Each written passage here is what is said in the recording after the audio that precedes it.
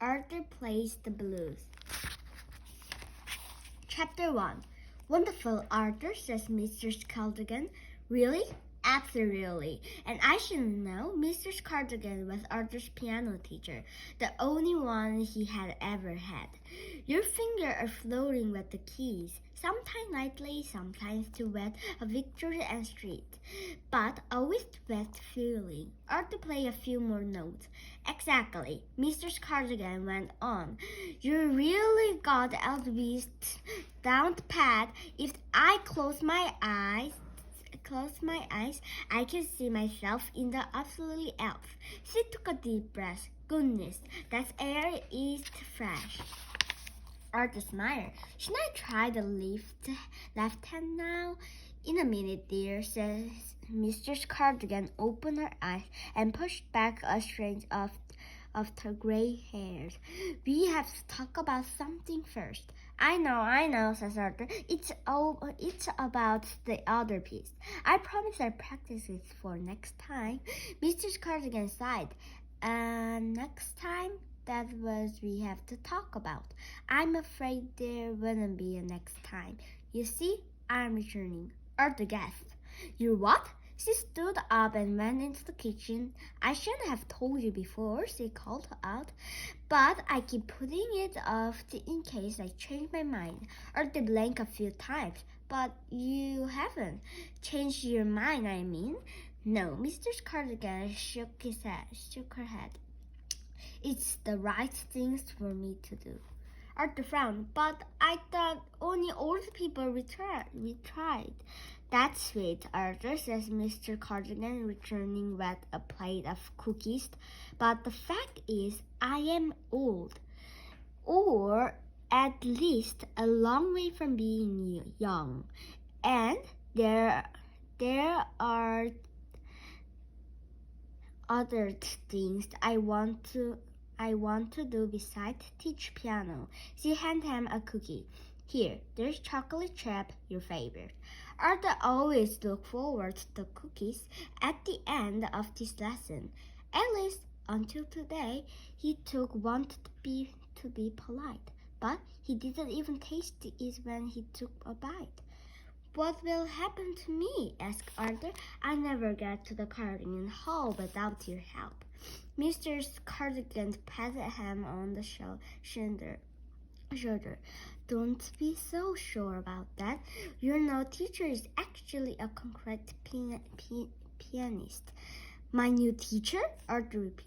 Mr. Cardigan clapped her head with explained.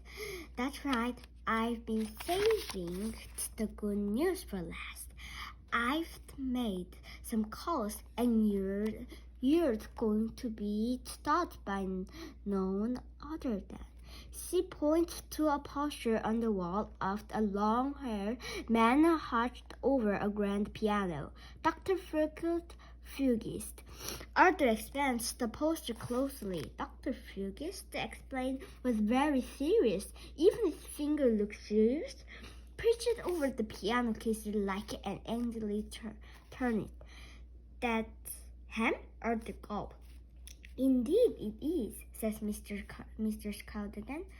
Dr. Fugist is very experienced. He's in highest demand for concrete, but he always saves time for a few special students.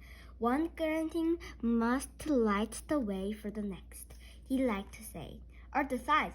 Well, he may be great, but I'll bet his cookies aren't as good as yours. Chapter 2. Arthur hopes that a good night's sleep will make him feel better about Mr. Cardigan's news. Unfortunately, it didn't. The next morning, his head was still in a swirl, so he went off to the playground, thinking a little fresh air might do him some good. He was hanging upside down from the monkey's burst when Binky appeared before him.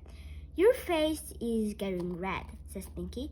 That's the blood rushing to my head, says Arthur. I'm hoping that will help. Help what? Arthur swung back around so that he couldn't look at Binky right side up. My piano teacher, Mr. Cardigan, is reading the news. She's making me dizzy. She's the one who baked the great cookies, right? Pinky frowned. No wonder you're upset. It's not just that, said Arthur. Everything with Mr. Cardigan was so comfortable. I know she liked me, and I like her too. She didn't give me too much to practice or too little either. Everything was just right. Now I have to start over, he sighed. And I'm worried about my new teacher. You already know who it is? Oh, yes, Arthur folded his arms. Mr. Cardigan wouldn't want to lift things up in the air. He's very third.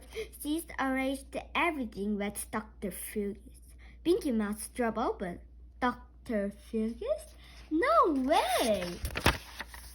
Well, yes, says Arthur. I can't believe it, says Pinky.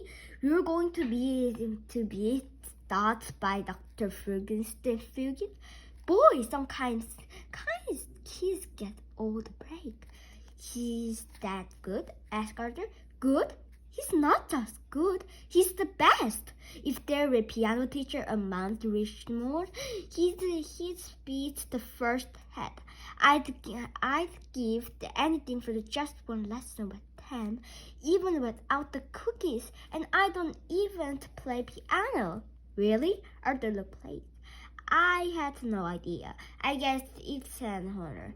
I'll say it. Pinky rubbed his chins. Of course, it will be a challenge. Your finger might break from all the scares she makes you do. It can't be that bad, says Arthur. You're just excluding. Pinky laughed. Am I? Try telling that to my friend Mike. He took lessons with Dr. Fergus for 3 months, and he still can hold an ice cream cone with only one hand. Arthur put his own sass in his pocket. Oh, says Pinky, and one more thing, watch out for the knitting needles. Arthur took a deep breath. Dr. Fergus studying knitting needles during the lesson. Pinky nodded. What's for? Arthur asked.